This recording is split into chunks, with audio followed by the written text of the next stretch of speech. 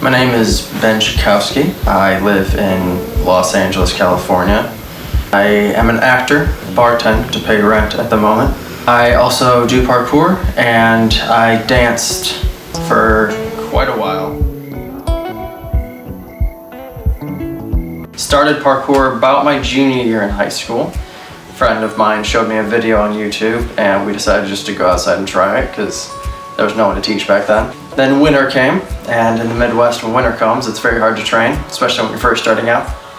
So I wanted to find another outlet to do something similar, something creative, and I found dance. And I went to a dance class and I just immediately fell in love with it, fell in love with the movement and how difficult it was. It was just something that had never been so hard for me to do before. I think dance and parkour have a lot of similarities and a lot of differences, especially when you talk about ballet, which was my focus. I think taking off actually in ballet has helped me more with the takeoffs in parkour than the landings. Just working through your entire foot on a takeoff, I actually find that a lot of people stop short. In ballet, you have to be silent. If you land with a thud, it's not pretty. And ballet is all about being elegant and beautiful. In ballet, you jump a lot, but it's always from ground level up to where you can jump. Whereas parkour, it's drastic changes in height. Not just height, but also what you're landing on. They can get so much better at landing when you have to activate all those stabilizer muscles in your legs when landing on a railing, or just something that's scary to land on and all your muscles have to fire at once because you're scared to death of falling off or shaking off. Twisting came very easily to me in parkour because of turning and double tours. One interesting thing is when you're twisting, you just look for the ground, whereas in ballet, you're spotting. So your head's going, here, you keep looking back. And so how that transitioned when I got more comfortable with that is when I was twisting in parkour, my head just moves. I shouldn't say I spot because I don't look at anything, but my head just moves naturally as if I'm spotting in ballet. Striding was actually difficult for me when I first started because you want to stay long and low when you're striding, and with ballet, everything's up, right? You want to have a moment of suspension in the air. And so when I first started striding in parkour, I would bound from object to object and I'd go up and come down, which obviously it saps all your strength on that landing. So the transition was actually difficult for me, but now that I have it, I think ballet has helped with the takeoffs, and carrying momentum through one movement into another, I think has helped immensely dance into parkour. What makes a great dancer as opposed to a good dancer are the transitional movements. If you can turn like a top, but you're clunky into your next movement, it's not going to be as freeing for the audience to watch. I think what makes someone a great parkour athlete are also the transitions from movement to movement, each landing being a preparation for another movement. And I think that's just something you don't think about normally. You think, oh, I can do this big trick, I'm going to do this big trick, then this big trick. But you have to think about the then, and so I think dance really made me aware of that then in between. Yeah, so the rhythm just changed with music. Just like dance with choreography, if you learn choreography and you play a different song, you can generally change it to work with that song. I used to almost have to have music or women cheering me on. It's like a weird, I feel like we all have our power thing. I love you, Ben!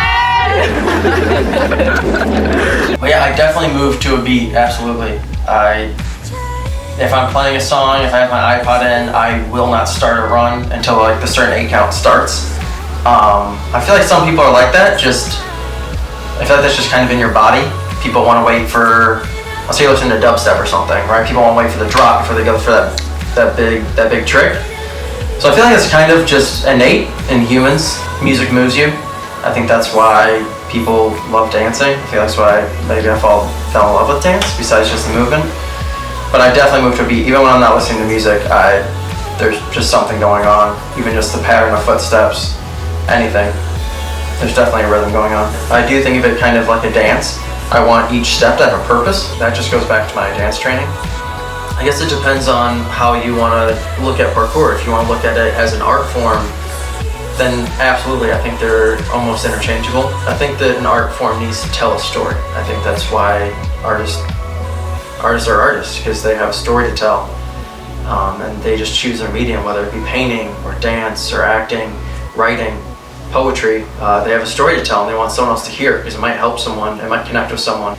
As a discipline, as a physical action, I think there are some differences. Dance is a lot about the lines, at least in ballet. You want to make beautiful lines, everything needs to be elegant. Whereas parkour, I think there's a beauty to the messiness of it. Whereas in ballet that wouldn't read, which is something I really enjoy about parkour. Dance, everything wants to be clean. In order to tell a story, it needs to be clean, it needs to be clear. Whereas in parkour, like Pasha, for example, right? He just throws himself through the air and it's beautiful. It's just beautiful to watch someone who is so comfortable with their body that they can do that. And I think that's where some of the beauty in parkour lies. And so I think you can think of it as a dance if you think of it as an art form. It's definitely just a different style. It's the beauty of someone living in their body, just like dance. I think that is extremely similar, with just the difference of how they're doing it. When you're really just 100% present in the moment, nothing else matters. It's just you in the moment and nothing else, and I think that's an incredible feeling. By not thinking about the movement, all you are is doing it. It makes it better, makes it cleaner, makes it just feel whole. I think dancing, being the art of movement, is something that incorporates everything into it already. Dancing is such a broad spectrum as it is. I mean, dancing can be ballet or breakdancing or hip hop, and it's really just movement for the sake of moving your body. You know it feels good. You know it doesn't feel good already. You know if you need to do something, your instincts are already there.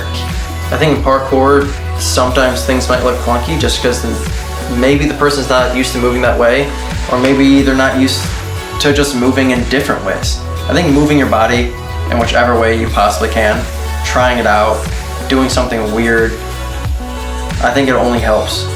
But I think it's very rewarding to look at it as an art form and to train it as an art form. I think it's very rewarding to do that. So if you haven't explored that option with parkour, I would highly recommend doing that. And yeah, just judgment, like just don't have judgment of what you're doing, whether it's like stupid or not. Yeah, throw away the judgment and just say fuck it to everything all the time.